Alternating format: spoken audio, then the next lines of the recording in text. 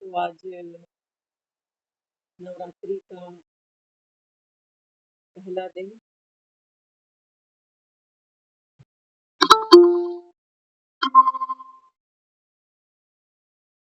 तो 9 रातें हैं ये, और इन 9 रातों में इन शुभ नवरात्रि में बाबा समझाते बच्चे आत्मा वो पुरुषार्थ करे, कौन सा?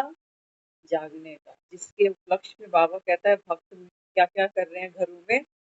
ज्योत जगा रहे हैं। बाबा कहते हैं बच्चे ये आप ही का प्रतीक है संगम पर। आप आत्माएं ये संगम, बाबा कहता है ये नवरात्रि है। इसी नवरात्रि में बाबा कहता है आप आत्माएं अपने अंदर शक्तियों का सृजन करते हो। तो भक्त बाबा कहता है देखो मंदिर में आपकी यादगार सामने रखकर आपकी पूजा करते हैं, दिया जलाते हैं।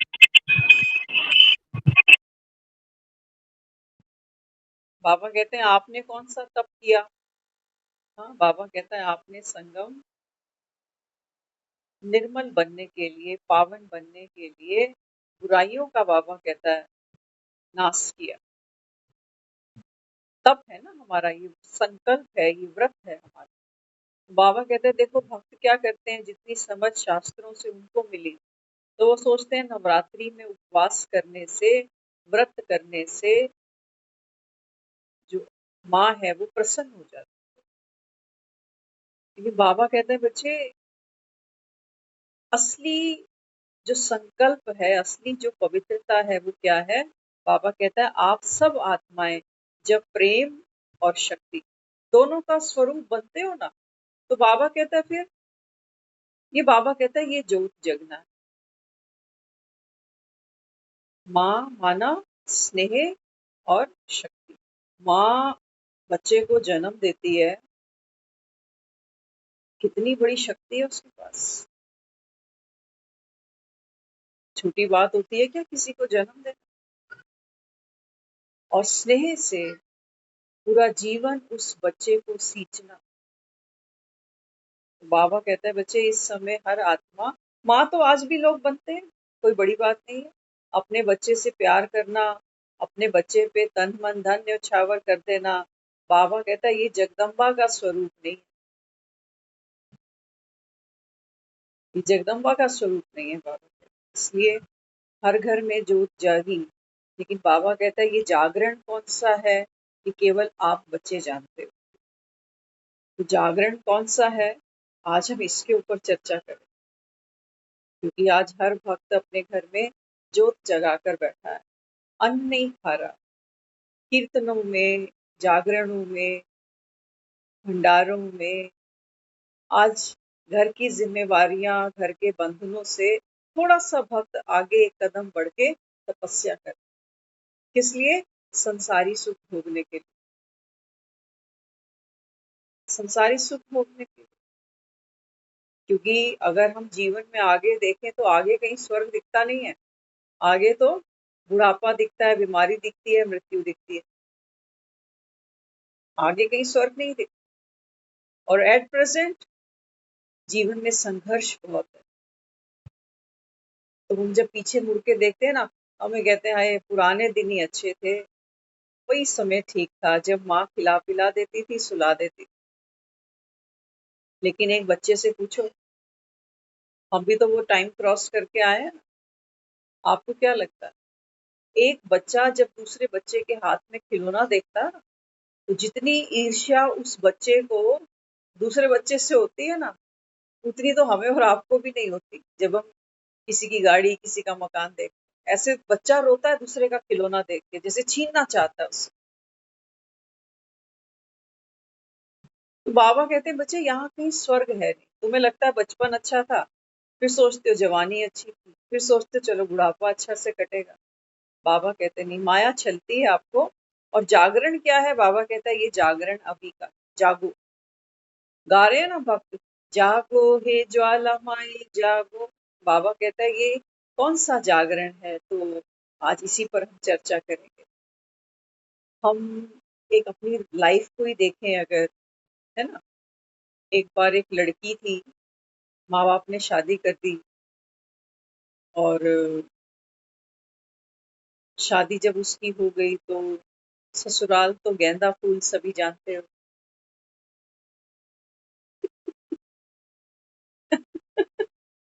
कोई बैठा तो नहीं पीछे कहेगा हमारे घर की क्या बात कर रहे हो ये, गेंदा फूल। हाँ, तो जब लड़की की माँ बाप ने शादी करी तो जब वो वहां ससुराल पहुंची तो पति के साथ खिटपिट, सास के साथ खिटपिट, फिर वो जो वहां का परफॉर्मेंस देनी होती है ना, रोज सवेरे उठ के परफॉर्मेंस दिखानी, क्योंकि एक सुशील बहू तो किसको मानते हैं, जो कर्मठ हो, बस करती जाए, मुंह बंद रखे और करती जाए करती जाए। तो कुछ समय बीता, लेकिन अनफॉर्चुनेटली इस लड़की का जो हस्बैंड था ये गुजर गया। अभी बच्चा कोई भी नहीं है, हस्बैंड उसका गुजर गया। तो फिर इसने क्या किया, बीच बीच में अपनी माँ के घर जाके रहना शुरू कर दिया, क्योंकि आप समझ सकते हो ससुराल में फिर जब वो माँ के घर आके रहती थी तो उसको बड़ा अच्छा लगता, और कुछ दिन के बाद जब यहाँ आती थी फिर दुखी हो जाती। अब माँ के घर क्यों अच्छा लगता था? माँ के घर इसलिए अच्छा लगता था क्योंकि हर कोई उस बच्चे को इम्पोर्टेंस देता था कि हमारी बेटी है ना। तो जो प्यार उसको मिलता था, जो सपोर्ट मिलता था, वहाँ वो खिला खिला महसूस करती, सुकून मन का।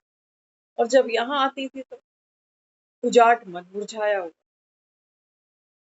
तो एक दिन इसने सोचा कि मैं तो वही हूँ। बहुत कम लोग होते हैं जो इतना क्लोज एनालाइज कर पाते हैं।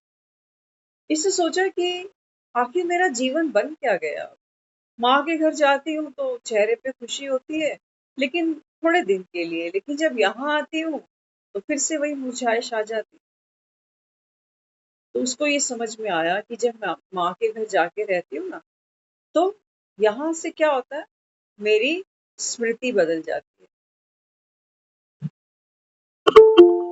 स्मृति का खेल है, विस्मृति और विस्मृति का खेल।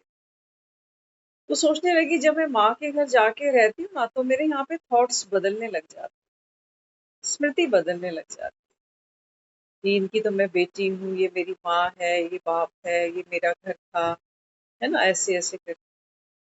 तो उस स्मृति के हिसाब से उसके ही बिहाफ पर जब वो वहां जाके रहती है तो उसको अच्छा फील।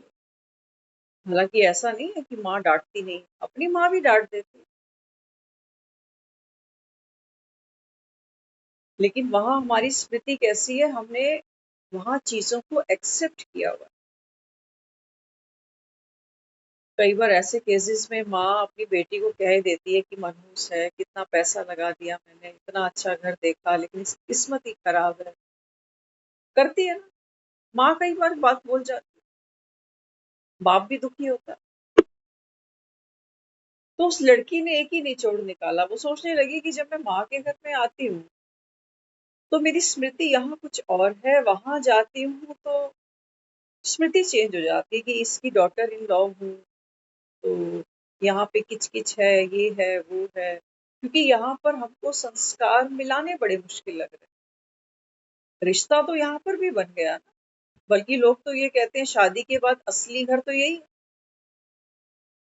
लेकिन लड़की पूरा जीवन इस असली घर में भी घुट-घुट के जीती है। क्यों? वो बेचारी सोचती है जब सास-ससुर इनके श्राद्ध होंगे तब ये घर मेरा होगा, अभी तो नहीं।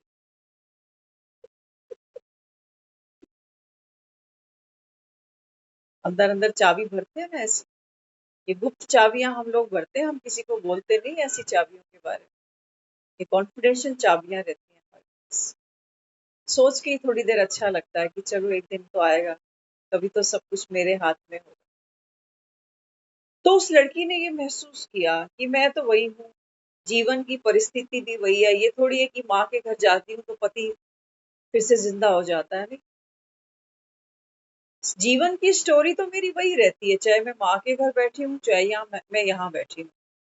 लेकिन मेरा मूड, मेरे मन की स्थिति, मेरे ख्याल जब यहाँ आती हूँ तो और टूट जाती हूँ।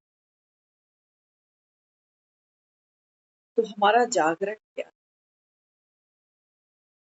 हम सब भी जहाँ जहाँ बैठे हैं, आज बाबा ने मुरली में एक बहुत प्यारी चीज की।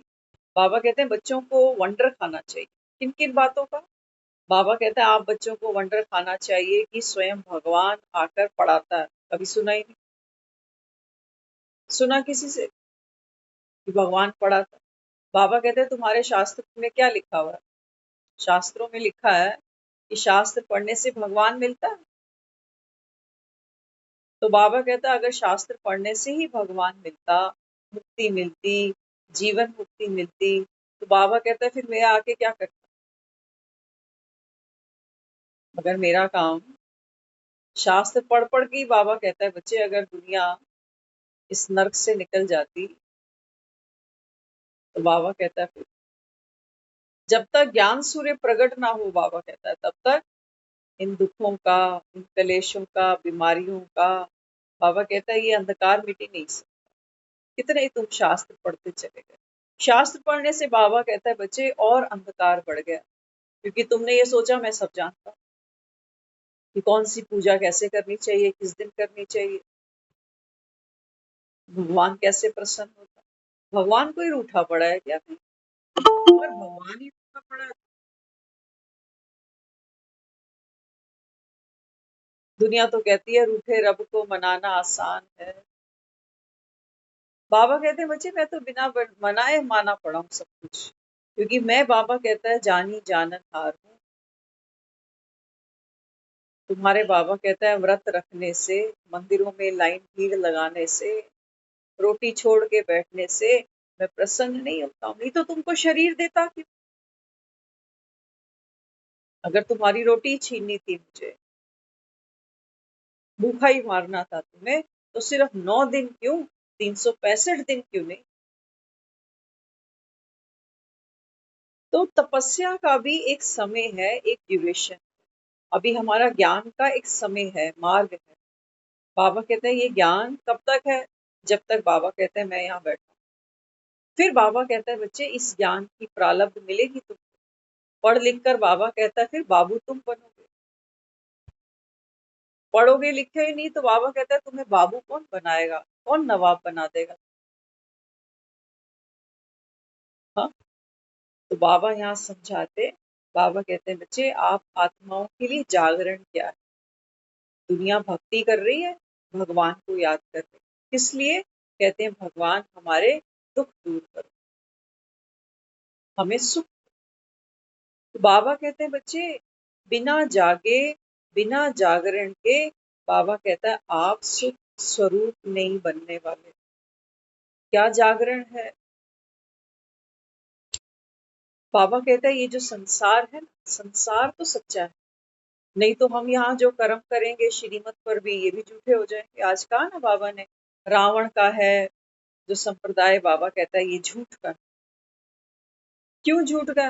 बाबा कहता है क्योंकि यहाँ हर कोई देह के भान में। और बाबा कहता है जो राम है, राम का संप्रदाय क्या है? बाबा कहता है राम तो सत्य है, अविनाशी है। तो वो क्या है? बाबा कहता है आपका आत्मिक स्वरूप। तो बाबा कहते हैं झूठ और सच का भेद तुमको बताता हूँ, तो तुम्हारे दुख दर्द छूट जाते हैं। क्या है? बाबा कहता है सोचो।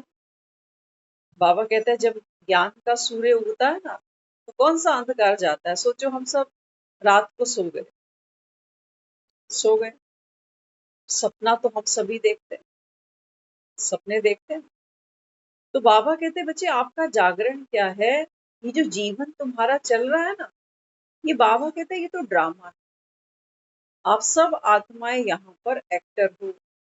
आज बाबा कहता है मुरली में बच्चों को वंडर खाना चाहिए। किस बात का? बाबा कहते हैं बच्चे ये जो ड्रामा है ना, सेकंड बाय सेकंड, बाबा कहता है ये चलता जाता है और हूबहू रिपीट भी होता है। बाबा कहते हैं बच्चे आपके फीचर्स एक का ना मिले दूसरे से। तो जब हम फीचर्स की बात करते हैं ना, क्योंकि हम देह के भान में ज्यादा रहते हैं, आधा कल बाबा कहता है तुमने खुद को शरीर ही माना। तो फीचर्स की बात आती है तो हम ये नाक नक्शा लेके बैठ जाते हैं कि अच्छा बाबा ये कहता होगा कि जब अगले जन्म में तुम्हारा शरीर बदलेगा तो ये चेहरा चेंज हो जाएगा, हाथ की लकीरें बदल जाएंगी। हमने इसको माना फीचर्स। लेकिन बाबा किस फीचर की बात कर रहे हैं? बाबा कहते हैं बच्चे आपके फीचर बदल जाते हैं। फीचर कौन से बदलते हैं? बाबा कहता है आत्मा है ना, आत्मा का बाबा कहता है जो स्मृति है, जो बल है, जो तेज है, जो बाबा कहता है तुम्हारी स्टोरी है। हम सबकी स्टोरी अलग अलग है ना। हम सब जो यहाँ पार्ट खेल रहे हैं सारे एक दिन नहीं आए। कोई 10 साल पहले आ गया, कोई 20 साल पहले आया हुआ है, कोई कैसे आया, सब एक साथ नहीं आए। सबकी जीवन कहानी अलग अलग। हर कोई अपनी कहानी में अपना पार्ट खेल रहा है। मैं आपका नहीं खेल सकती, आप मेरा नहीं खेल सकते। खेलोगे? आप बीमार हो, मैं सोचूं आपकी जगह मैं बीमार हो जाऊं, हो सकेगा? तो बाबा जिसको फीचर कह रहा है वो क्या कह रहा है? बाबा कहता है हर आत्मा की जो जीवन कथा है, जीवन कहानी है, एक ना मिले दूसरे से। इसको क्या? तो बाबा कहते हैं बच्चे ये जीवन की कहानी ही तो बाबा कहता है तुम्हें दुख देती है ना। तुम सोचते हो हाय मैं तो गरीब हूँ, आते हैं ना मन में ख्याल कि मैं गरीब हूँ, मैं बीमार हूँ, मुझे कोई पूछता नहीं, मैं अकेला हूँ। तो बाबा आपको कौन सा जागरण देता है? बाबा कहते हैं बच्चे ये जो जीवन की कहानी है ना तुम्हारी, बाबा कहते हैं ऐसी 84 कहानियां हैं जिनमें तुम पार्ट प्ले करोगे। 84 बाबा कहता है ऐसी स्टोरीज आपको आने वाली हैं। तो अब सोचो हम ये एक लंबा सपना देख रहे हैं, कोई 50 साल से देख रहा है। सपने में सोचो क्या क्या बदल गया। अगर हम 50 साल का एक जीवन लेके चले तो इस सपने में कितना कुछ बदला। कभी अच्छा समय आया जीवन, सपने में कभी खुश भी होते हैं, बहुत खुश होते हैं सपने में, कहते हैं आज बड़ा अच्छा सपना आया। कभी कभी रोते भी, हम रोते भी हैं। तो बाबा कहते हैं बच्चे जब आप आत्माओं को ये मैं अमर कथा सुनाता हूँ, तो अमर कथा किसको सुना रहा हूँ? आत्मा। आत्मा को बताता हूँ कि देख भाई तेरे ऐसे 84 पार्ट तूने खेले हैं। 84 जन्मों में आप आत्माएं पावन से धीरे धीरे धीरे धीरे पतित बनी हो। तो पावन से माना नॉलेजफुल थे पहले जन्म में सतयुग से, धीरे धीरे धीरे बाबा कहता है आपकी गुण शक्तियां खर्च करते करते कंज्यूम होती चली गई। आधा कल्प के बाद बाबा कहता है आप आत्मा बॉडी कॉन्शियस में आ गए। फिर बाबा कहता है मन ने क्या किया? मन में जो जो हमने विचार किए अपने बारे में, इसके बारे में, उसके बारे में, अपने जीवन की कहानी को जैसे जैसे हमने गूंथा कि भाई मेरी लाइफ तो ऐसी है, मेरी जैसी लाइफ तो भगवान किसी को ना दे। कहते हैं ना ऐसे कई बार, मेरी कोई जिंदगी है, ऐसी जिंदगी तो भगवान किसी दुश्मन को भी नहीं। तो बाबा हमको क्या क्लैरिटी देता है? बाबा हमको समझाता है। बाबा कहते हैं बच्चे आप आत्मा हो, एक्टर हो। हर आत्मा जब घर से चलती है ना, हम जब आत्माएं निराकारी दुनिया से इस दुनिया में आते हैं ना, तो हमारे हाथ में एक स्क्रिप्ट होती है। जैसे सोचो फिल्मों के एक्टर्स हैं। कलावती बहन आप कैमरा बंद कर दीजिए, थैंक यू। फिल्मों के जो हीरो हीरोइन होते हैं ये भी देखो शूट करने आते हैं बाहर। तो जब ये घर से निकलते हैं, स्टेज पर चढ़ते हैं, तो स्टेज पर चढ़ने से पहले इनके माइंड में या इनके हाथ में एक स्क्रिप्ट होती है जो इनको बोलनी होती है, जो एक्ट इनको करना होता है। तो हमने जो बार बार कहा ना कि मरता आदमी क्या ले जाता, अब ध्यान से सुनना। बाबा जो हमको ये दिन रात पुरुषार्थ करा रहा है कि बच्चे ज्ञान स्वरूप आत्मा जो होती है ना, बाबा कहता है वो तो कभी दुख का अनुभव करती नहीं। अगर वाकई हमने सही रीति ज्ञान को उठाया है ना, तो हमारे जीवन में दुख रह नहीं सकता। ये वही बात है कि अगर सूरज निकल गया तो अंधेरा कहाँ जाएगा? अंधेरा कहाँ जाएगा? सूरज के निकलते ही अंधेरा कहाँ गया? बाबा कहते हैं ये तो सूरज की रोशनी के अभाव में, बाबा कहता है यहाँ अंधकार था। जैसे ही सूरज निकला, अंधकार गायब, दुख गायब। तो बाबा यहाँ समझाते, बाबा कहते हैं बच्चे जब आत्मा इस रंगमंच पर उतरती है तो शरीर तो हम सब यहाँ पर देखते हो क्या करते हैं शरीरों के साथ, कोई दफना देता है, कोई जला देता है। लेकिन बाबा कहते हैं जो आत्मा की जो सूक्ष्म शक्ति है, मन, मन है ना, बाबा कहता है, जिसको बाबा ने मुरलियों में कहा अंतमति सोगति, अंत काल जो नारायण सिमरे, कहता है ना बाबा। तो बाबा कहते हैं बच्चे अंत समय में आप आत्मा जिस भाव में, जिस प्रभाव में, जिस चिंता में ये शरीर छोड़ते हो, बाबा कहता है वही तुम्हारी लास्ट स्क्रिप्ट मानी जाती है। वही स्क्रिप्ट बाबा कहता है आप आत्मा फिर से जब यहाँ उतरते हो तो बाबा कहता है वही स्क्रिप्ट तुम्हारी फिर से, बाबा कहता है, शुरू हो जाती है। इसलिए बाबा ने अपने को क्या समझाया? बाबा कहते हैं बच्चे अंत समय स्कॉलरशिप किनकी है? जिनको बाबा कहता है सिवाय बाप के और कुछ याद ना। ये हमारा पुरुषार्थ है।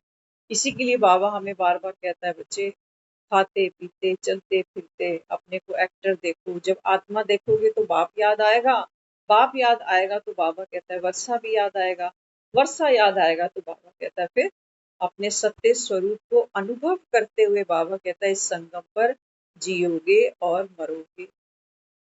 मरोगे, बाबा कहता है कौन मरता है? आत्मा तो बाबा कहता है अमर है। तो दुख तकलीफ किसको है फिर? आपको तो बाबा कहता है खुशी होनी चाहिए कि ये पतित दुनिया, पतित शरीर, पतित संबंध, ये सब छोड़कर अभी मेरे को स्वर्ग का ऑफर मिला। लोग तो खुश होते हैं। तो बाबा किस जागरण की बात कर रहा है? बाबा कहते हैं बच्चे ये दुख स्वप्न है या सुख स्वप्न? जो भी हमारी जीवन की कहानी हम जी रहे हैं ना, पन्ने पलटते जाते हैं, रोज एक नया दिन आता है, माना सोचो पन्ना पलटता जा रहा है, किताब खत्म होने वाली। तो बाबा हमको समझाता है, बाबा कहते हैं बच्चे हर पन्ने पर, हर दिन पर बाबा कहता है कौन सा पुरुषार्थ करना? Attention please. माया आएगी, देह भान के रूप में आएगी, और बाबा कहता है मन के जो जंजाल खड़े करते हो ना, जी का जंजाल जिसको कहते हो, तुम्हारे विचार संकल्प, इसकी बात उसकी बात, ऐसी बात वैसी बात। तो बाबा कहता है आत्मा सहज ही इस चक्रव्यूह में फंस जाती है। जब थोड़ा सा दुख कहीं देखती है ना, तो खुद को दुखी अनुभव करने लगती। वो ये भूल ही जाती कि ड्रामा तो चक्र है ना, सुख और दुख का, और मुझे तो पार्ट प्ले करना। ये किताब तो खत्म होने वाली है, लेकिन मैं दुखी रहना अपना संस्कार बना लूं। रोज नया दिन मिलता है हमें, लेकिन हमारा जो संस्कार है उदास रहने का, दुखी होने का, चिंता करने का, ये संस्कार हम हर दिन यूज करते जा रहे हैं, करते जा रहे हैं, करते जा रहे हैं। बाबा कहते हैं बच्चे तुम जागे ही नहीं। जागरण क्या था? बाबा कहता है जागरण बस इतना था जैसे कोई सपना देखता है तो सपने में बहुत खुश होता है कि इतना बड़ा मकान मेरा बन गया, मेरे बच्चे इतने अच्छे अच्छे सेट हो गए। लेकिन जैसे ही उसकी नींद खुलती है तो क्या कहते हैं? कहते हैं हाय कितना अच्छा सपना देख रहा था, काश सच्चा हो जाए। एक बार पूछते हैं ना, सुबह का सपना सच्चा हो जाता है ना? मैंने सपना सुबह सुबह ही देखा था। बाबा कहते हैं बच्चे ये सुबह सुबह है संगम की। इस समय बाबा कहता है सृष्टि पर सत्युग की घोर होने वाली है। इस समय बाबा कहता है आप अपने आत्मिक स्वरूप में रहकर जो विजन करोगे फ्यूचर का, वो बाबा कहता है होगा। और सपना तो सपना ही होता है। कोई सपने में अगर कोई दुख का सीन देख रहा है, सोचो हम देख रहे हैं कि कोई मेरा प्यारा ही चला गया। देखो हमको लोगों ने ट्रेनिंग बड़ी अच्छी दी है। जब हम ऐसा कोई सपना देखते हैं ना, तो डरते हैं, घबराते हैं, उठ के खड़े हो जाएंगे, कहेंगे हाय आज तो बड़ा गंदा सपना। लेकिन लोग क्या कहते हैं? कहते हैं जिसको तूने सपने में मरा हुआ देखा ना पगले, उसकी तो उम्र बढ़ गई। करते हैं ना ऐसे। तो देखो, व्यर्थ में जाने से बचने के लिए हमको दुनिया ने भी कुछ ना कुछ दिया है। मंदिर में जब हमारी चप्पल कहीं चोरी हो जाती है, तो लोग क्या कहते हैं? कहते हैं अच्छा है, कष्ट कट गया। तो रोज चप्पल खरीद के यहाँ छोड़ आया करो, कष्ट खत्म हुए। क्या है, 100 रुपए की एक चप्पल की तरह। तो दुनिया में व्यर्थ को रोकने के लिए हमने समर्थ संकल्प तैयार किया है ना, कि हम और ज्यादा व्यर्थ में ना जाए। तो कहेंगे पता नहीं क्या जमाना आ गया है, लोग चप्पल भी नहीं छोड़ते। करेंगे ना ऐसे। और अगर किसी ने ये देख लिया कि भी मेरा प्यारा मैंने सपने में देखा ये चला ही गया दुनिया से, तो कितने घंटे कितने दिन तक दुख मनाएंगे। कहेंगे हाय मैंने ऐसा सोच कैसे लिया, इतना गंदा सपना मैंने क्यों देख लिया, भगवान ना करे। उसको कहेंगे तेरी जगह मैं चला जाऊं, कितना कुछ बोलते जाए। लेकिन सामने वाले ने क्या कहा? कहते हैं जिसको आपने देखा ना उसकी उम्र बढ़ गई। अच्छा, कई बार एक काम हम और भी करते हैं, ये हम सब करते हैं इसलिए हम आपको प्रैक्टिकल बता रहे हैं। कई बार हम सुनते हैं कि फलाना फलाना ना पूरा हो गया। ऐसा अपने साथ अभी कुछ दिन पहले हुआ भी था। तो हमने जिसकी एक्चुअल बात किसी ने की वो नहीं माइंड में आया, हमें माइंड में कोई और आ गया। होता है ना ऐसा। तो हम कहते हैं अरे मैं तो उसके बारे में सोच रहा था। कहते ये तो मेरे दिमाग में ही नहीं था, क्योंकि दोनों के शायद नाम सेम, कोई भी रीजन। तब भी लोग हमें क्या कहते हैं? अरे तूने जिसके बारे में सोचा ना उसकी भी उम्र बढ़ गई। यहाँ से कोई जाना नहीं चाहता। चाहे कितने ही दुखी हो, यहाँ उम्र सब बढ़ाना चाहते, जाना नहीं चाहते। क्योंकि बाबा कहते हैं बच्चे अगली यात्रा कौन सी है ये कोई जानता ही। तो बेचारे सोचते हैं इतनी मेहनत करी हमने घर बनाने में, परिवार से मोहब्बत, बच्चों से, तो वो सोचते हैं ये सब शुभ शुभ बोलो ना। तो दवाइयां बनाते हैं, कितनी कितना देखो हम अपनी लाइफस्टाइल के ऊपर कितना खर्चा करते हैं कि दवाइयां समय पर खाएंगे। आजकल तो योग वगैरह लोग बहुत कुछ कर रहे हैं हेल्थ के लिए, हेल्थ कॉन्शियस लोग बहुत होते जा रहे हैं। लेकिन तब भी बाबा कहता है, दीदी कई बार मुरली में कहती है ना, दीदी कहती है तुम्हारे घरों में देखो गले में डायमंड सेट होगा, सोफा सेट होगा, डाइनिंग सेट होगा, डिनर सेट होगा, लेकिन मन अपसेट होगा। तो बाहर तो हमने सारे रास्ते बनाए सुख सुविधाओं के, लेकिन हमारा मन कितना दुख पाता। तो बाबा कहते हैं बच्चे ये जागरण इसीलिए जरूरी है कि जो भी बाबा कहता है आपके जीवन में आपको कमी दिखती है, चाहे वो जीवन में दिखती है, लोगों में दिखती है, या अपने में दिखती है, या बाबा कहता है तुम तो मुझ में भी कमी ढूंढते हो कि भगवान ही ऐसा। तो बाबा कहते हैं जागरण ये है।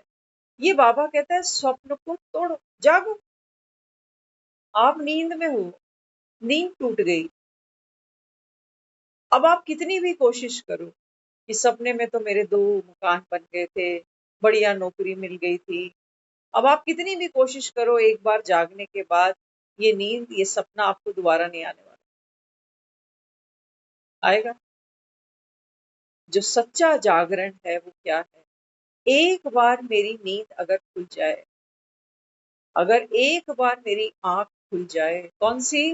बाबा कहता है थर्ड आई ऑफ विजडम, कि मैं व्यर्थ ही दुखी हो रहा हूँ, कि मेरे जीवन में ये अभाव है, ये तकलीफें हैं, कोई मेरे को समझता ही नहीं, कोई सुनता ही नहीं। जागो, बाबा कहता है जाग कर देखो। बाप बैठा है तुम्हारे साथ, लेकिन बाबा कहता है तुमको यही नहीं पता कि भगवान को कैसे यूज करो। भगवान को भी यूज करने की विधि सीखते हैं भगत। विधि सीखी ना। देखो सुबह सुबह 4 बजे मंदिर भरे पड़े। इन्हें पता है कि भगवान को अगर खुश करना होगा तो 4 बजे बिस्तर छोड़ना पड़ेगा। नहा धोकर, फूल मालाएं लेकर, धूप बत्ती लेकर मंदिर में जाना पड़ेगा। सारा दिन व्रत करना पड़ेगा। शुभ शुद्ध भोजन खाना पड़ेगा। शुभ बोलना पड़ेगा। अब बाबा कहता है इतना तो ये व्रत नहीं कर। मुख से देखो सारा दिन क्या क्या बोलते हैं। किसी की निंदा कर देंगे, किसी का मजाक बना देंगे, किसी का परचिंतन ही लेके बैठ जाते हैं। तो बाबा कहते हैं बच्चे असली व्रत तो ये था, तुमने जीभ का व्रत कर दिया कि आज ये चटोरी जीभ है ना, इसको गोलगप्पे टिक्की नहीं खिलाए, आज इसको घर का भोजन खिलाएंगे। कैसा? कैसा? सादा, जैसे बेस्वाद।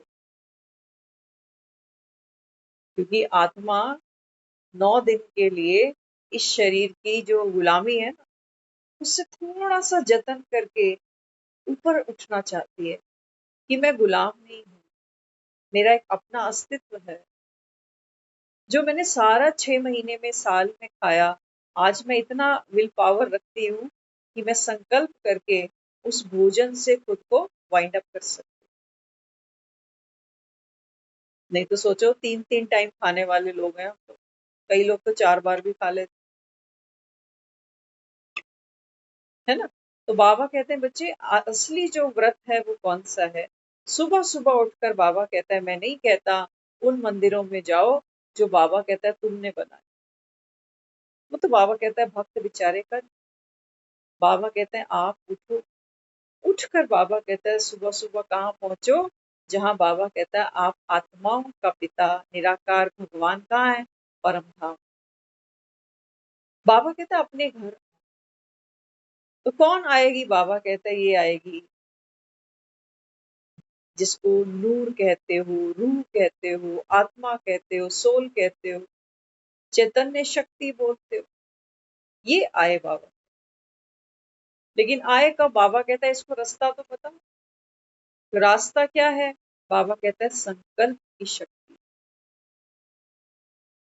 लेकिन हमारे पास संकल्प की शक्ति नहीं है। अब देखो ना, ये भक्तों के पास कहाँ से आ गई 9 दिन के लिए संकल्प की शक्ति? कहाँ से ले आए ये? इनके पास है, हमारे पास नहीं। कई ऐसे बच्चे हैं बाबा के जो क्लासेस करते हैं आपके हमारे जैसे, उन्होंने 9 दिन की एक तपस्या रखी है अपार्ट फ्रॉम मुरली क्लास, कि इन 9 दिनों के अंदर हम फूड क्या खाएंगे। अपनी अपनी शरीर की कंडीशन को देखते हुए कईयों ने ये डिसाइड किया है कि हम 9 दिन में सिर्फ फ्रूट खाएं, जूस भी नहीं, केवल फ्रूट, अनलिमिटेड। लेकिन फ्रूट कौन सा खाना? सीजनल खाना, रीजनेबल खाना, ओरिजिनल खाना। और कुछ लोग हैं जो ये सोचे कि हम सारा दिन तो फ्रूट पे नहीं रह सकते, तो एक टाइम खाना खा लो। व्रत वाले की बात नहीं, नॉर्मल जो आप खाना खाते। आज बाबा ने मुरली में कहा है ना, भोजन कैसा होना चाहिए? शुद्ध भोजन। बाबा कहते हैं भोजन ऐसा हो जो आप खुशी से खाओ, बनाओ, खिलाओ। अब ये जो बेचारे 9 दिन आलू उबाल रहे हैं ना, ये गिनते हैं आज तीसरा व्रत है, चौथा है, कितने रह गए, कंजके कब है, वो गिन रहे हैं। इनमें विल पावर आ इसी वजह से रही है क्योंकि ये नंबर ऑफ डेज आप काउंट कर सकते हो। 9 तो सिर्फ नवरात्रे ही है। नवरात्रे एक आधा कम ज्यादा भी होता है, देखते हो कई बार 5 नवरात्रे हुए, छठे दिन अष्टमी आ गई। तो इनके पास जो विल पावर है उसका जो बेसिक रीजन है वो क्या है? Limited days. 7 दिन की तो बात है, 8वें दिन तो फिर मैं वही। लेकिन हम जो संगम पर बैठे हैं, कोई ज्ञान में 2 साल से, कोई 7 साल से, कोई 8 साल से, कोई 10 साल से, कोई 20 साल से, यहाँ बाबा कहता है मुझे अपनी विल पावर दिखाओ। अखंड ज्योत इसको कहा है बाबा। थकते तो नहीं हो, थकते तो नहीं है, तुम में इतनी सामर्थ्य तो बाबा कहता है चटोरी जीभ है ना, इसके ऊपर बाबा कहता है आपको धैर्यता की शक्ति को धारण करना पड़ेगा, सिर्फ खाने के लिए। जो सारा दिन में बाबा कहता है तुम आग उगलते हो इससे।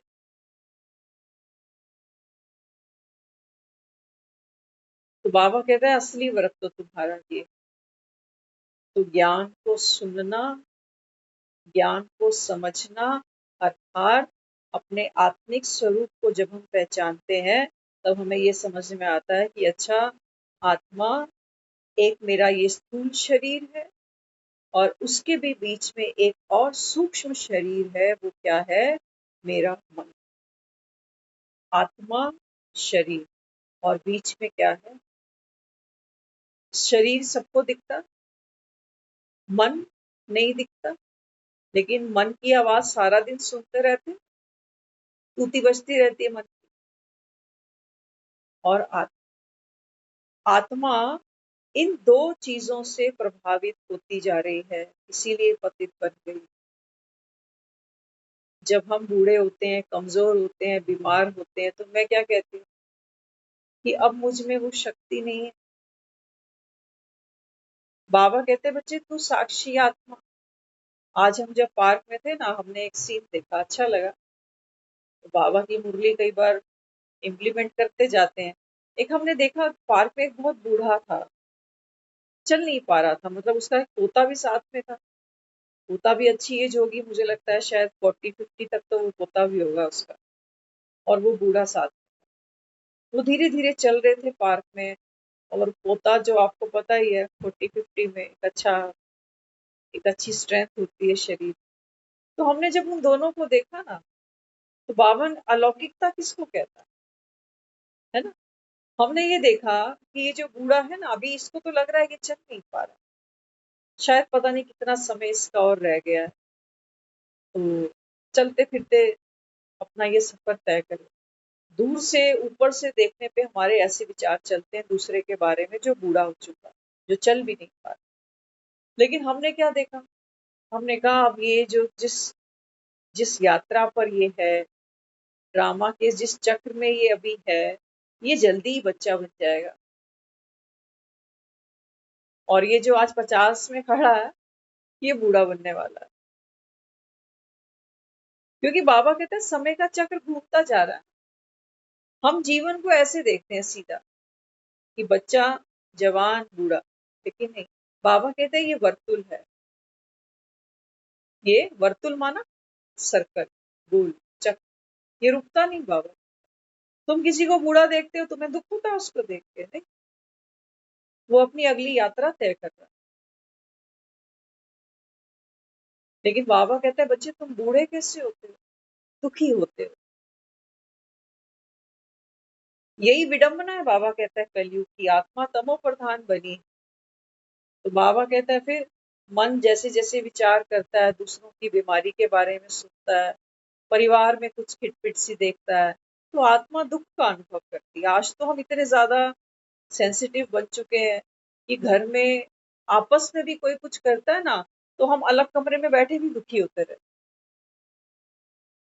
हमें जब तक हम ज्ञान को धारण धारण करना माना, बाबा कहते हैं बच्चे हर एक को आत्मा देखो, हर आत्मा, बाबा कहता है अपने संस्कारों के वश खड़ी है, मजबूर है। तभी तो बाबा कहते हैं तुमको रावण को फूकने पड़ते हैं, तुम्हें यहाँ आंसर। रावण, बाबा कहता है देखो घर घर के अंदर बैठा हुआ, कितने हैं जो ज्ञान सुन रहे हैं। सबको अहंकार है कि रावण को भी था ना। आज हमने किसी से पूछा, रामलीला की बात चल रही थी, तो हमने किसी से ऐसे ही पूछ लिया, मैंने कहा आपको मालूम है रावण के 10 शीश क्यों है? बोले नहीं हमें इतना पता नहीं। मैं कहा नहीं, 10 शीश का मतलब क्या है? देखो रावण ना बहुत एजुकेटेड था, विद्वान था, रावण भगत भी था शिव का, रावण मायावी भी था। तो मैंने कहा ये सब क्वालिटी हम सबके अंदर है, हम भी क्वालिफाइड है, भगत हम भी है, और मायावी हम भी है। मुंह पे कुछ बोलते हैं, अंदर अपना कुछ और सोच रहे होते हैं। तो मैं कहा रावण तो है, उसको थोड़ा बारीकी से पहचानना पड़ेगा।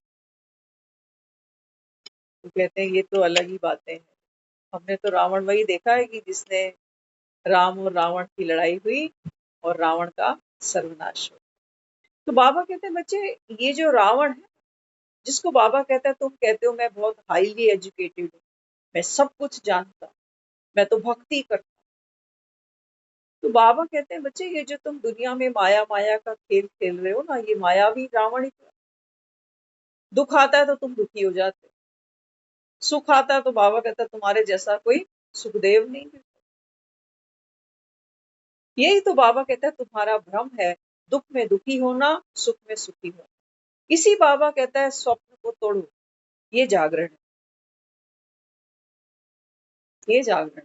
जागरण वो नहीं है जो हमने ऑर्केस्ट्रा बुक कर लिया, पूरी रात भजन कीर्तन मंडली होती रही और सुबह तारा रानी की कथा सुन के निकल गए। तारा रानी, हम जब छोटे थे ना, हम अपने मदर से ये सब सुनते थे। जागरण हमने जिंदगी में पहली बार, उन्होंने ही जबरदस्ती हमसे अटेंड करवाया था। हमने कभी इन चीजों में, हमारी रुचि भी नहीं थी ज्यादा। तो जब हमने पहली बार उनसे तारा रानी की कथा सुनी, हमें बड़ा मजा। आप सबने सुनी है?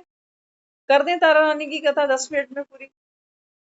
ज्ञान में बाबा क्या समझा रहा है हमें भी नहीं पता, क्या बोलेगा, कहाँ घुमा रहा है मुरली, वही जान।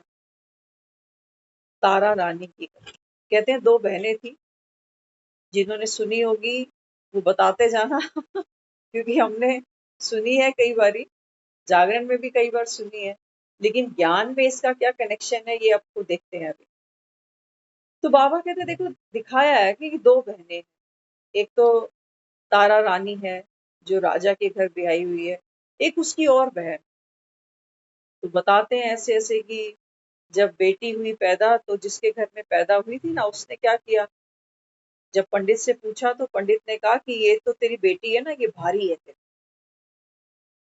तो तू ऐसा कर, इसको तो तू प्रवाह कर दे।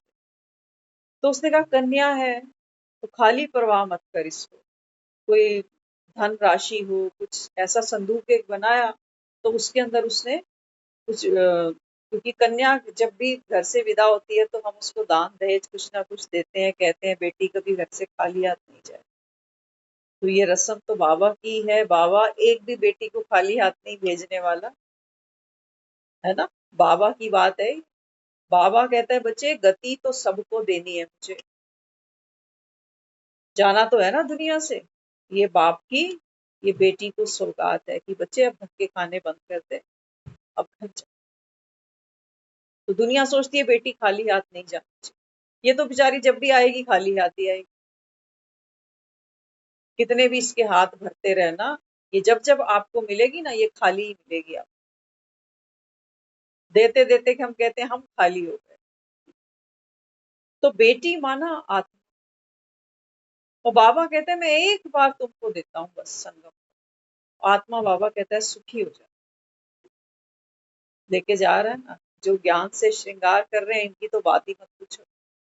और बेचारे बाबा कहते हैं ये जो असुर हैं, ये भी बाबा कहते हैं बच्चे अभी सब घर चले। तो बाप बेटी को खाली नहीं छोड़ेगा, गति तो सबको देगा। तो वहां दिखाया फिर जो ब्राह्मण था ना, वो बेटी को क्या करता है, एक संदूक में प्रवाह कर देता है। तो एक ब्राह्मण को दिखाया फिर कि ब्राह्मण है, वो स्नान करने सुबह सुबह आया, तो संदूक उसके पास तैरता तैरता नदी में आया। तो उसने जब संदूक को खोला, तो वहां दो लोग बैठे थे। उनमें ये हुआ कि जो चीज अंदर होगी वो तेरी होगी, बाहर की चीज मेरी होगी। तो अंदर तो उसमें वो कन्या थी। जो वहां पर जो और था वो नीच जाति का था।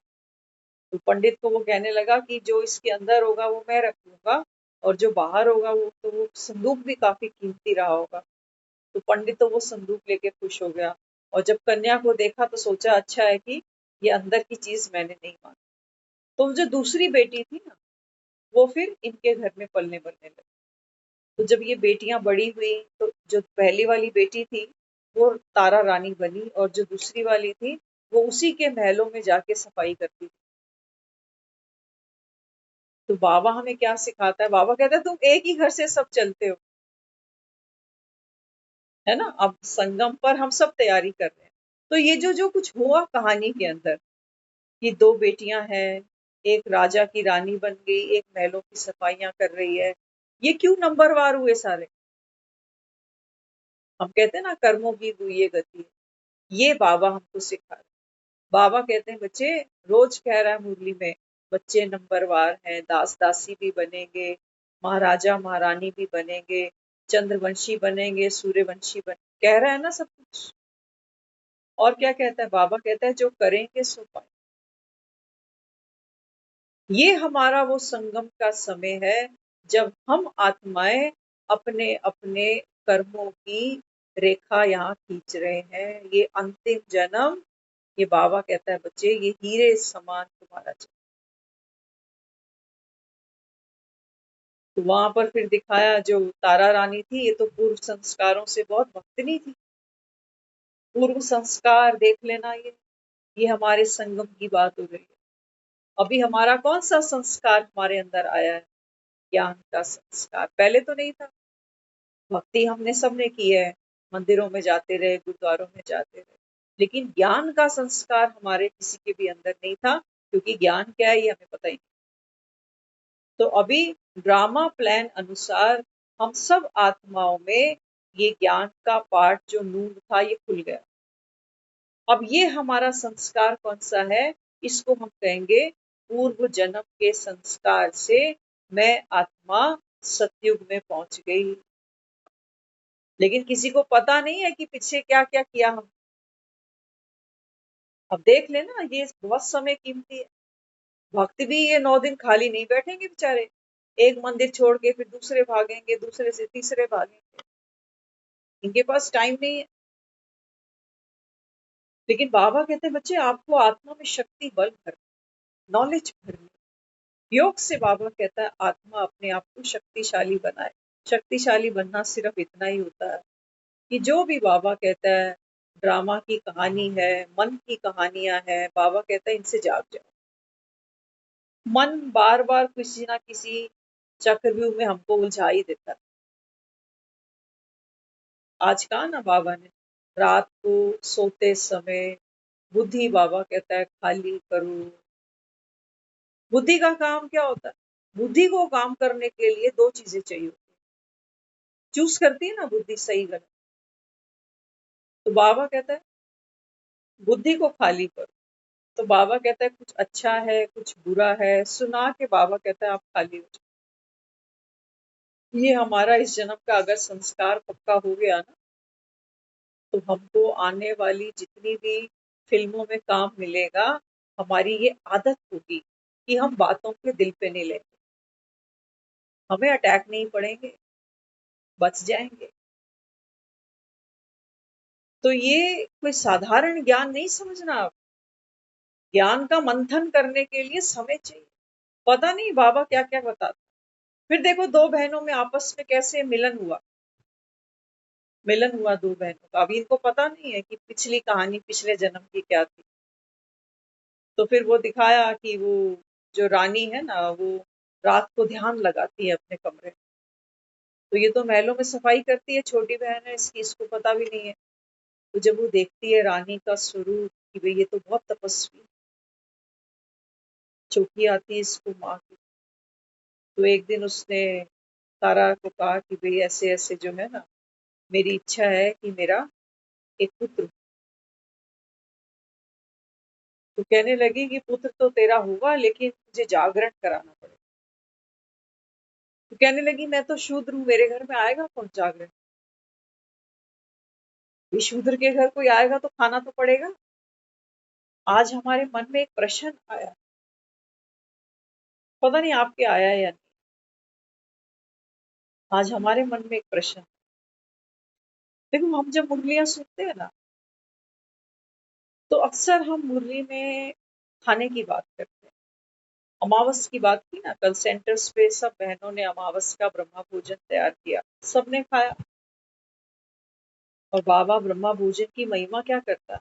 बाबा कहता है देवता तरसते हैं इसको। बाबा कहता है जिनको ब्रह्मा भोजन की वैल्यू है ना, वो तो बाबा कहता है थाली धो के भी पी जाते। प्रश्न क्या आया मन? देखो जो ब्राह्मण है दुनिया में, जिसको हम ऑर्डिनरी लैंग्वेज में पंडित कहते हैं, हमारे यहाँ एक रस्म है मृत्यु भोज की, है ना? मृत्यु भोज, जब कोई दुनिया से चला जाता है तो हम एक मृत्यु भोज रखते हैं। और वो मृत्यु भोज सबसे पहले पंडितों को खिलाया जाता है। ऐसा है, ऐसा ही है। बाबा हमको यहाँ बिठा के क्या सिखा रहा है? बाबा कहते हैं बच्चे, जो भोजन प्रीति से तैयार नहीं हुआ, जो बाप की याद में नहीं बना, बाबा कहता है उसको ब्राह्मण खाएंगे तो क्या हो जाएगा, है ना? परहेज बताता है ना बाबा। आज भी बाबा ने कहा बच्चे, छीछी दुनिया का कुछ भी नहीं खाना। कहा है ना, आज की मुरली में भी आया। हम ये सोच रहे बाबा दुनिया में मृत्यु भोज रखा जाता है, तो सबसे पहले खिलाते हैं ये पंडित को। देखो यादगार तो यहीं की चल रही है। अब हम भी जाते हैं, हम सुनते हैं आज ब्रह्मा बाबा का स्मृति दिवस 18 जनवरी, आज दादी प्रकाश मणि का स्मृति दिवस, है ना? वहां क्या होता है? ब्रह्मा भोजन खाते खाते, याद में खाते हैं। और सबसे बड़ी बात जो हमें समझ में आती है, हमसे किसी ने पूछा भी था ये शायद कुछ दिन पहले, आज हमारे मन में यही आया। मैंने कहा बाबा मृत्यु भोज तो दुख का भोजन है ना, प्रीति में थोड़ी बना है, कोई शादी की रोटी थोड़ी है, ये तो मृत्यु भोज है, दुख में बना। तो हम पंडित खाएं इसको, माना दुनिया के पंडित। यादगार तो हमारी ही है, लेकिन बाबा हमें क्या सिखाता है? बाबा कहते हैं बात तो सारी संगम की है। जब हम मृत्यु का भोजन नहीं स्वीकार करते हैं, तो बाबा क्या कहता है? बच्चे, माँ मरे हलवा। बस सारी फिल्म पलट दी उसने। किसी ने भोजन मृत्यु का बनाया, रिश्तेदारी बिरादरी सब खाएंगे इसको।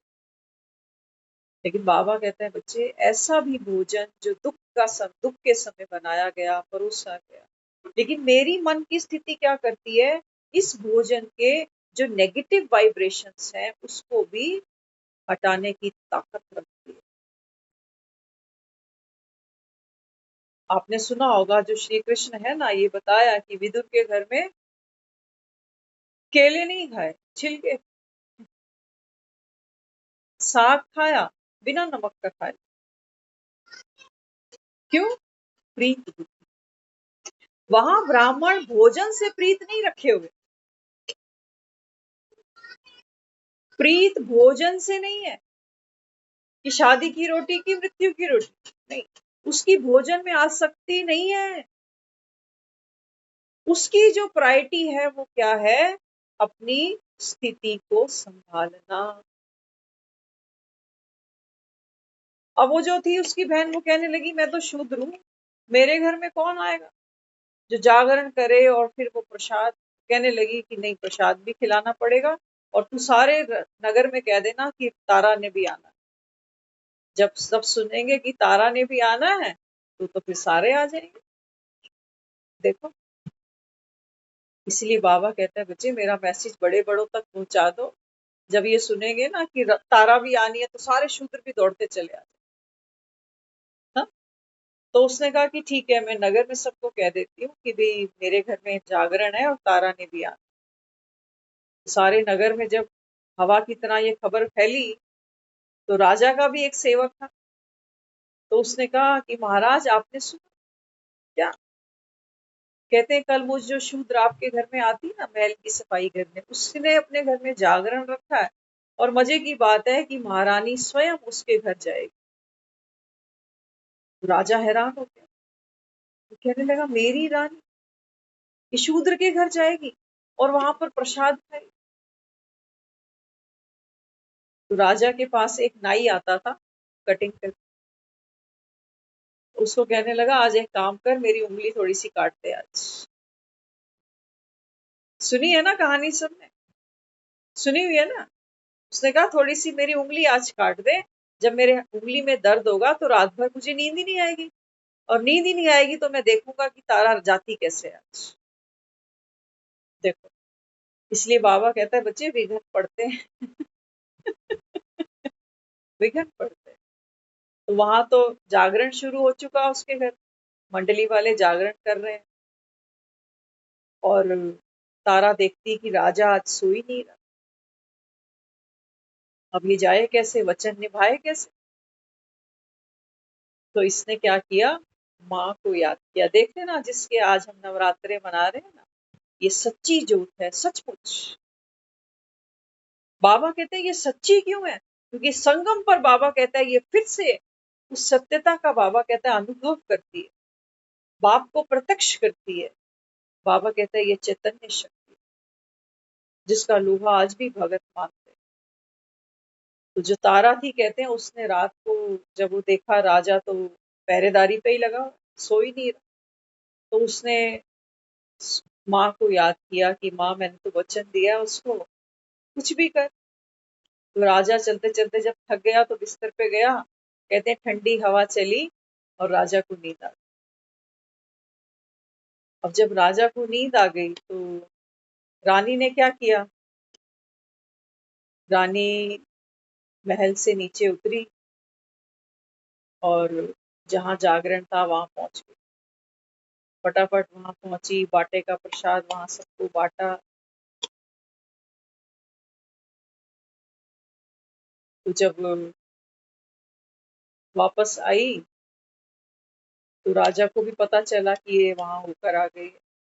तो कहने लगा कि तू जिसको इतना मानती है, जिसकी वजह से तूने मुझे भी पीछे कर दिया कि इसको भी बताया नहीं, तो कहने लगा मैं तेरी उस माँ को प्रत्यक्ष देखना चाहता हूँ।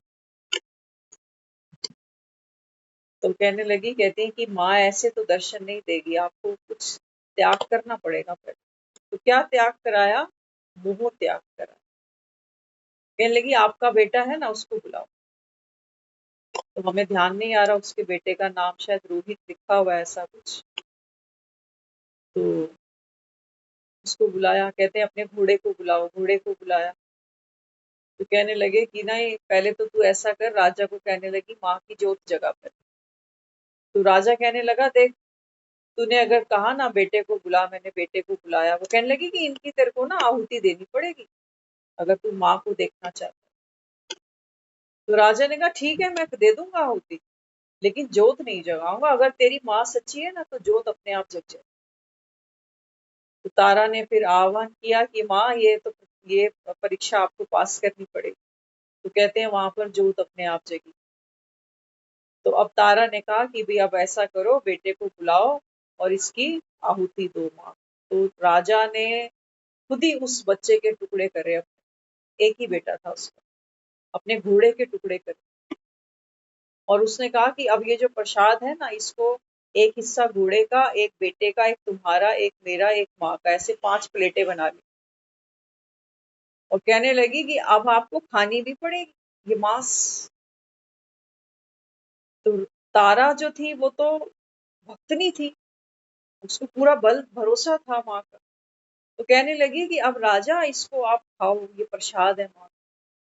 तो कहते हैं जब वो राजा ने प्लेट से वो मांस का टुकड़ा उठाया ना, तो उसके बेटे की उंगली थी जो उसके मुख में आई और राजा की आंख से आंसू निकल आए।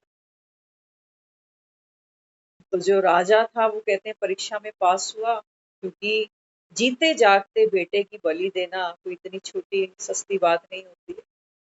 तो जब उसने देखा तो कहने लगी राजा अपने बेटे को आवाज लगा। बेटे को आवाज लगाई, बेटा भागता हुआ आ गया। घोड़े को आवाज लगाई, घोड़ा दौड़ता हुआ। तो राजा के सामने ऐसे माँ की प्रत्यक्षता कराई तारा रानी। और वो जो बहन थी उसके घर में भी पुत्र की प्राप्ति हुई। तो वास्तविकता क्या है, ये जो जोत है ना, वास्तव में जिसको भक्त जोत की इतनी महिमा करते हैं, बाबा कहते हैं बच्चे ये आपकी श्रेष्ठ संकल्प की शक्ति है। हर आत्मा, बाबा कहते हैं बच्चे इस ज्ञान के अंदर वो शक्ति है कि जो बाबा कहता है जो आप चाहो सो बाबा कहता है। तो राजा को कहते हैं जब उसने बेटे को देखा, घोड़े को फिर से जिंदा देखा, तो राजा को इतना वैराग आया। वो कहने लगा मैं तो ऐसे ही इस राजपाट में अपना जीवन खत्म करके बैठा हूँ, अब मेरा जो बचा हुआ जीवन है वो तो मैं माँ की सेवा में ही लगाऊं। तो हृदय परिवर्तन हमारा कब होता है? जब हम कुछ त्याग करने की शक्ति, हिम्मत, जिसको बाबा कहता है ना, हिम्मते बच्चे मदते बाप। हम तो नींद भी छोड़ने को तैयार नहीं है, हम और क्या ऊँटियाँ डालेंगे। देखना ना, हमारा पुरुषार्थ तो देखो। हमारे तो अभी इस दिवाली का सीजन है ना, तो यहाँ से देखना अभी काउंटिंग और कम होती चली जाए कि काम है, शॉपिंग है, व्हाइट वॉश है, फलाना है। ये रोटी हम तब भी खाते रहेंगे, रोटी नहीं छोड़ेंगे हम। अब ये क्या लगता है, व्रत चल रहे हैं तो क्या सब भूखे बैठे हुए हैं? नहीं, बाजार देखो सजे पड़े हैं, इतने इतने कट्टे में लोग चिप्स के थैले लेके आए हुए हैं, क्योंकि आदत है ना 3 प्लेट खाने की, तो चिप्स से काम चलाएंगे। सारा दिन कच कच कच कच चलती रहेगी। तो बाबा जो हमको कहता है कि बच्चे ये जोत आप जगाओ संगम पर, और बाबा कहता है जब तक मैं ना आऊं तब तक ये जोत जग नहीं सकती। तो जितना बाबा कहता है आप आत्मा बनकर मुझको याद करते हो, बाबा कहता है वो आत्मिक बल, वो ज्ञान की पावर, वो योग की गुण शक्तियों की पावर, बाबा कहता है आपके अंदर आती है। आत्मा मोह से, विकारों से मुक्त हो जाती है। यही मुक्ति, यही मुक्ति है। बाबा कहता है जिसके लिए तुमने अमावस की थालियां बनाई थी ना, वो यही मुक्ति। जीते जी मुक्त हो जाओ, बाबा कहता है। मरने के बाद बाबा कहता है ये शास्त्रों में लिखा गया है कि जो दुनिया से शरीर छोड़कर चले गए ना, उनकी आत्मा की शांति के लिए तो पंडितों को भोजन खिलाओ, खिलाओ पंडितों। अब पंडितों में ऐसी क्या बात? बाबा कहते हैं ये मेरा एक एक बच्चा है, ब्राह्मण, नॉलेजफुल आत्मा। तो कल की बात है, कल गीत चलाया था सेंटर पे, हम चल दिए वतन में, ले हाथ थाली भोग। जब हमने कल ये लाइन सुनी ना, हमारी बुद्धि कहीं और सरक गई। तो बाबा ये थाली ये तो नहीं हो सकती है कि जिसमें मैंने लड्डू और ये खीर पूड़ी हलवा रख दिया। इस थाली से तो आत्मा राजी नहीं होने वाली। आत्माएं देखो फंसती कहाँ है, थोड़े गहरे उतरना। मेरे मन में किसी के प्रति रंजिश है, नाराजगी है, मैं वहां अटकी पड़ी। मेरे मन में कोई लालसा है, कोई सुख भोगने की, वो नहीं मिला मुझे। मैं आत्मा वहां अटकूंगी, अटकी मिलूंगी आपको। मैं यहाँ इन थालियों के पीछे थोड़ी अटकी मिलूंगी आपको। मेरे जो मन की सूक्ष्म वासना होगी, वहां मैं आत्मा अपने आप को अधूरापन महसूस करूं। तो हम चल दिए वतन में, ले हाथ ताली भोग की। बाबा कहते हैं बच्चे ये जो दुनिया है ना, ये थाली के समान तो है। कहते हैं ना दुनिया गोल है, थाली के समान। तो बाबा कहते हैं बच्चे इस दुनिया में ही आत्मा अपने जीवन के सारे सुख दुख अनुभव करती है। इसी श्रेष्ठ, इसी को तो हमने कहा ना ड्रामा की स्टेज है। आत्मा बार बार शरीर धारण करती है, इसी स्टेज पर उतरती है। तो कौन सी भोग की थाली? हम ब्राह्मण आत्माएं, नॉलेजफुल आत्माएं, जब अपने स्वयं के स्वरूप में बैठते हैं, तो थाली खाना वो हलवे पूरी की बातें नहीं है, ये इतना हल्के कॉन्सेप्ट नहीं है ये सारे। जब मैं आत्मा इस भोग की थाली को अनुभव कर बैठी, हमने थाली में मीठा भी रखा है, नमकीन भी रखा है ना। जीवन में भी जो हमारे लाइफ में जो कथा कहानी चलती है ना, जिसमें हम पार्ट प्ले कर रहे हैं, इसमें बहुत सी चीजें हैं जो कड़वी हैं, सच्चाइयां। बहुत सी चीजें हैं जो सुखद हैं, मीठे के साथ।